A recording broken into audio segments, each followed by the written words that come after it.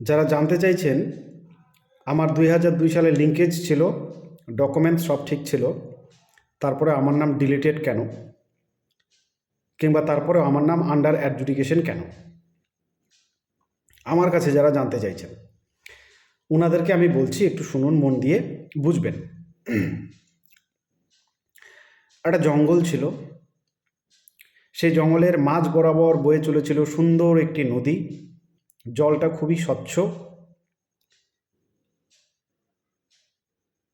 এক নেকড়ে, ক্ষুধার্ত নেকড়ে জলপান করছিল সেখানে।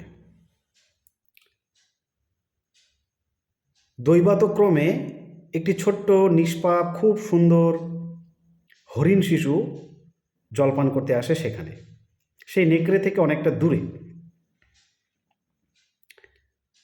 নেকড়ে সে হরিণ শাবককে দেখে, সে ছিল ক্ষুধার্ত, লোভ হয়, এই হরিণ শাবককে সে খাবে, স্বাভাবিক। কিন্তু এই শাবকটা এতটাই ছোট এবং নিষ্পাপ যে একে বিনা অপরাধে আক্রমণ করে, সেটা খারাপ দেখায় এবং জঙ্গলে তার বদনাম অনিবার্য।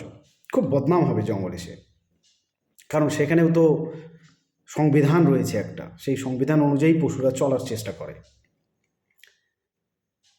তার একটা ভয় রয়েছে নেকড়ের মধ্যে, তাই সে একটা যুক্তি বের করার চেষ্টা করলো যে কোন যুক্তিতে এই শাবককে আক্রমণ করে ভোগ করা যায়। লজিক্যাল ডিসক্রিপেন্সি বের করলো এই হরিণ শাবকের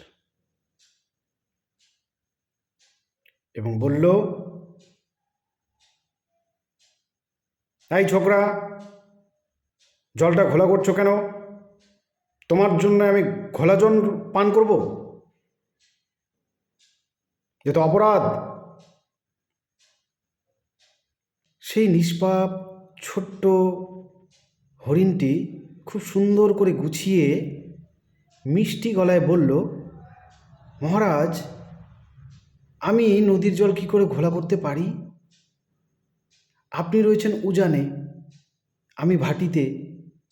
আমি যদি ঘোলা করেও থাকি, সেই জল তো আপনার কাছে যাবে না, বয়ে চলে যাবে। ডিসক্রিপেন্সিটা ইললজিক্যাল হয়ে গেল সিংহের।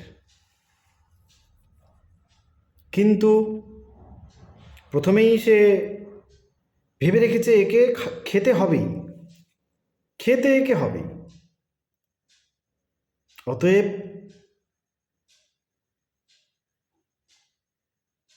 ভেবে দেখলো, ঠিক, এ তো ডিসক্রিপেন্সিতে পড়ে না।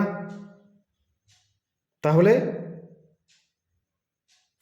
আজ থেকে 24-25 বছর আগে, এই 2002-2000 সাল নাগাদ তোর বাপ এই জলটা ঘোলা করেছিল। বলে, জি স্যার, আমার বাবা তো তার আগে মারা গিয়েছিল। না, তাহলে তো ঠাকুরদা হবে। আমার ঠাকুর না, তাহলে তার ঠাকুরদা হবে। তাহলে তোর 14 গোষ্ঠীর মধ্যে কেউ না কেউ জল ঘোলা করেছিল। তারপরে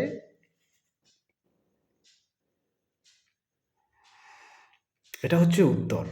যদি আপনারা পেয়ে থাকেন তাহলে ভালো, যদি না পান তাহলে কমেন্ট বক্সে যান, ওখানে ফুল ভিডিওটা রয়েছে প্রমাণ সহ, আপনারা দেখে নিন।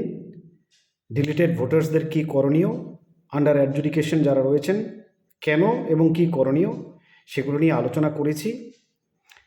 কার দোষে এরকম হলো সেটা সিইও ওয়েস্ট বেঙ্গল বলেছে, সেটাও দেখিয়েছি। ভিডিওগুলো একটু লিঙ্কে দিলাম, আপনারা দয়া করে দেখে নিন। যাদের প্রয়োজন নেই তারা স্কিপ করতে পারেন। শুভরাত্রি, ভালো থাকবেন।